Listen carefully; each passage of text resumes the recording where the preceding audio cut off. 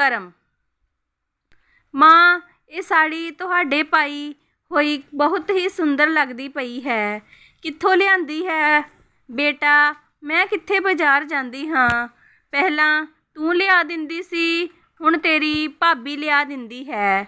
ਸੱਚੀ ਬਹੁਤ ਹੀ ਸੋਹਣੀ ਪਸੰਦ ਹੈ ਉਸਦੀ। ਦੇਖ, ਤੇਰੇ ਲਈ ਵੀ 2 ਸਾੜੀਆਂ ਲਿਆ ਕੇ ਰੱਖੀ ਹੈ ਉਸਨੇ। ਸੱਚ ਬੇਟਾ, ਸਾਡੀ ਕਿਸਮਤ ਬਹੁਤ ਚੰਗੀ ਹੈ ਜੋ ਇੱਦਾਂ ਦੀ ਸਮਝਦਾਰ ਨੂੰਹ ਮਿਲੀ ਹੈ। ਸਾਰਾ ਘਰ ਸੰਭਾਲ ਲਿਆ ਅਤੇ ਮੇਰਾ ਵੀ ਕਿੰਨਾ ਖਿਆਲ ਰੱਖਦੀ ਹੈ।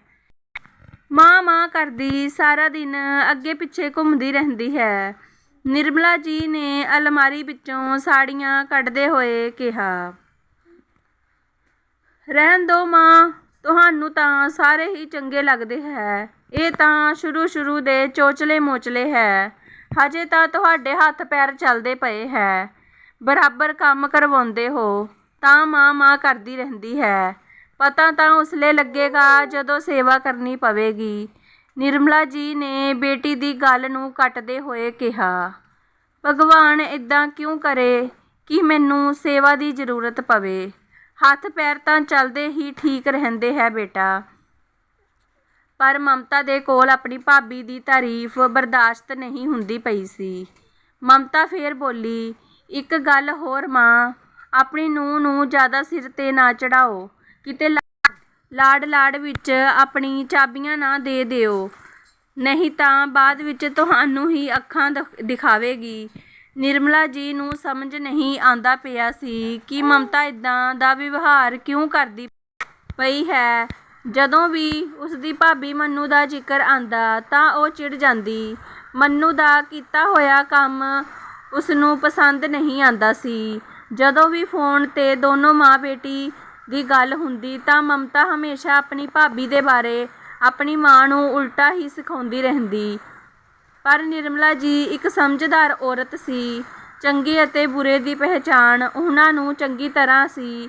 ਨਿਰਮਲਾ ਜੀ ਸਮਝਦੀ ਸੀ ਕਿ ਭਰਾ ਅਤੇ ਭਾਬੀ ਦੇ ਨਾਲ ਹੀ ਬੇਟੀਆਂ ਦਾ ਮਾਇਕਾ ਹਮੇਸ਼ਾ ਹੀ ਬਣਿਆ ਰਹਿੰਦਾ ਹੈ। ਇਸ ਕਰਕੇ ਉਹਨਾਂ ਨੇ ਮਮਤਾ ਨੂੰ ਸਮਝਾਉਣ ਦੀ ਕੋਸ਼ਿਸ਼ ਕੀਤੀ। ਹੁਣ ਜਦੋਂ ਵੀ ਨਿਰਮਲਾ ਜੀ ਫੋਨ 'ਤੇ ਮਮਤਾ ਦੇ ਨਾਲ ਗੱਲ ਕਰਦੀ ਤਾਂ ਆਪਣੀ ਨੂੰਹ ਮੰਨੂ ਦੀ ਬੁਰਾਈ ਕਰਦੀ ਅਤੇ ਕਹਿੰਦੀ, ਬੇਟਾ ਤੇਰੀ ਭਾਬੀ ਤਾਂ ਮੇਰੀ ਕਦਰ ਨਹੀਂ ਕਰਦੀ। ਜਦੋਂ ਦੇਖੋ ਬਿਨਾਂ ਗੱਲ ਤੋਂ ਲੜਾਈ ਝਗੜਾ ਕਰਦੀ ਰਹਿੰਦੀ ਹੈ। ਹੁਣ ਤਾਂ ਮੇਰਾ ਇੱਕ ਕੰਮ ਵੀ ਨਹੀਂ ਕਰਦੀ, ਇੱਥੋਂ ਤੱਕ ਕਿ ਮੇਰੇ ਕੱਪੜੇ ਵੀ ਨਹੀਂ ਧੋਂਦੀ। ਇਹ ਸਭ ਸੁਣ ਕੇ ਮਮਤਾ ਬੋਲੀ, ਦੇਖਿਆ ਮਾਂ, ਮੈਂ ਕਹਿੰਦੀ ਸੀ ਨਾ ਕਿ ਭਾਬੀ ਸਿਰਫ ਚੰਗਾ ਬਣਨ ਦਾ ਦਿਖਾਵਾ ਕਰਦੀ ਹੈ। ਕੁਝ ਦਿਨ ਤੱਕ ਤਾਂ ਮਮਤਾ ਨੂੰ ਵੀ ਚੰਗਾ ਲੱਗਦਾ ਸੀ ਆਪਣੀ ਭਾਬੀ ਦੀਆਂ ਸ਼ਿਕਾਇਤਾਂ ਨੂੰ ਸੁਣਨਾ। ਪਰ ਜਦੋਂ ਨਿਰਮਲਾ ਜੀ ਕਹਿੰਦੀ ਕਿ ਤੇਰੀ ਭਾਬੀ ਮੈਨੂੰ ਟਾਈਮ ਦਾ ਖਾਣਾ ਪੀਣਾ ਨਹੀਂ ਦਿੰਦੀ ਤਾਂ ਮਮਤਾ ਨੂੰ ਆਪਣੀ ਮਾਂ ਦੇ ਲਈ ਬੁਰਾ ਵੀ ਲੱਗਦਾ। ਇੱਕ ਦਿਨ ਮਮਤਾ ਬੋਲੀ, ਮਾਂ ਤੁਸੀਂ ਵੀਰ ਜੀ ਨੂੰ ਕਿਉਂ ਨਹੀਂ ਦੱਸਦੇ ਕਿ ਭਾਬੀ ਨੂੰ ਸਮਝਾਉਣ। ਆਖਿਰ ਤੁਸੀਂ ਸਾਡੀ ਮਾਂ ਹੋ, ਉਸ ਘਰ ਦੇ ਵੱਡੇ ਹੋ, ਤੁਹਾਡਾ ਖਿਆਲ ਰੱਖਣਾ ਉਹਨਾਂ ਦਾ ਫਰਜ਼ ਬਣਦਾ ਹੈ। ਤੁਸੀਂ ਬੋਲੋ ਤਾਂ ਮੈਂ ਭਾਬੀ ਦੇ ਨਾਲ ਗੱਲ ਕਰਦੀ ਹਾਂ, ਉਹਨਾਂ ਨੂੰ ਸਮਝਾਉਣ ਦੀ ਕੋਸ਼ਿਸ਼ ਕਰਦੀ ਹਾਂ। ਪਰ ਬੇਟਾ ਤੂੰ ਵੀ ਤਾਂ ਇੱਦਾਂ ਹੀ ਚਾਹੁੰਦੀ ਸੀ ਨਾ ਕਿ ਤੇਰੀ ਭਾਬੀ ਇੱਦਾਂ ਦੀ ਹੋਵੇ ਜੋ ਕਿ ਰੋਜ਼ ਮੇਰੇ ਨਾਲ ਲੜਾਈ ਝਗੜਾ ਕਰੇ, ਮੇਰੀ ਸੇਵਾ ਨਾ ਕਰੇ। ਜਦੋਂ ਉਹ ਚੰਗੀ ਸੀ ਤਾਂ ਵੀ ਤੈਨੂੰ ਉਸਦੇ ਨਾਲ ਸ਼ਿਕਾਇਤ ਸੀ। ਤੂੰ ਵੀ ਕਦੀ ਉਸਦੇ ਨਾਲ ਸਿੱਧੇ ਮੂੰਹ ਗੱਲ ਨਹੀਂ ਕਰਦੀ ਸੀ, ਤਾਂ ਹੁਣ ਕਿਹੜੇ ਹੱਕ ਨਾਲ ਤੂੰ ਉਸਨੂੰ ਸਮਝਾਵੇਂਗੀ। ਇਹ ਸਭ ਸਾਡੇ ਕਰਮਾਂ ਦਾ ਫਲ ਹੈ ਜੋ ਮੈਂ ਭੁਗਤ ਰਹੀ ਹਾਂ। ਮਾਂ ਦੀ ਗੱਲ ਸੁਣ ਕੇ ਮਮਤਾ ਚੁੱਪ ਹੀ ਹੋ ਗਈ। ਪਰ ਮਾਂ ਦੀ ਤਕਲੀਫ ਸੁਣ ਕੇ ਉਸਦੇ ਕੋਲ ਰਿਹਾ ਨਹੀਂ ਗਿਆ ਤਾਂ ਇੱਕ ਦਿਨ ਉਹ ਗੁੱਸੇ ਵਿੱਚ ਆਪਣੇ ਮਾਇਕੇ ਪਹੁੰਚ ਗਈ। ਪਰ ਜਾ ਕੇ ਦੇਖਿਆ ਕਿ ਉੱਥੇ ਤਾਂ ਅਲੱਗ ਹੀ ਮਾਹੌਲ ਸੀ। ਮਾਂ ਅਤੇ ਭਾਬੀ ਰਸੋਈ ਵਿੱਚ ਹੱਸ ਕੇ ਗੱਲਾਂ ਕਰਦੀਆਂ ਪਈਆਂ ਸੀ।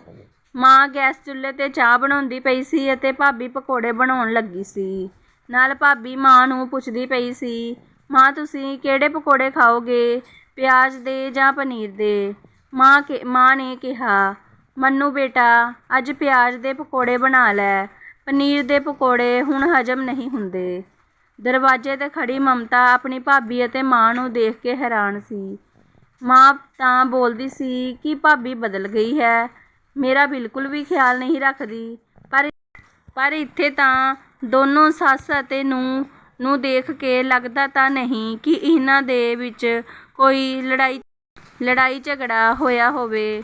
ਮੰਨੂ ਦੀ ਨਜ਼ਰ ਜਦੋਂ ਆਪਣੀ ਨਨਾਣ 'ਤੇ ਪਈ ਤਾਂ ਉਹ ਬਹੁਤ ਖੁਸ਼ ਹੋਈ। ਕਹਿਣ ਲੱਗੀ, ਦੀਦੀ ਤੁਸੀਂ ਆਓ। ਦੀਦੀ ਕਿੰਨੇ ਦਿਨਾਂ ਦੇ ਬਾਅਦ ਤੁਸੀਂ। ਅਤੇ ਉਹ ਵੀ ਅਚਾਨਕ।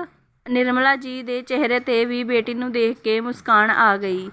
ਆਪਣੀ ਮਾਂ ਨੂੰ ਖੁਸ਼ ਦੇਖ ਕੇ ਮਮਤਾ ਦੀਆਂ ਅੱਖਾਂ ਖੁਸ਼ੀ ਦੇ ਨਾਲ ਨਮ ਹੋ ਗਈਆਂ। ਜਿੰਨੀ ਦੇਰ ਉਹ ਮਾਇਕੇ ਰਹੀ ਦੇਖਦੀ ਰਹੀ ਕਿ ਭਾਬੀ ਮਾਂ ਦੇ ਨਾਲ ਕਿੰਨੇ ਪਿਆਰ ਦੇ ਨਾਲ ਰਹਿੰਦੀ ਹੈ।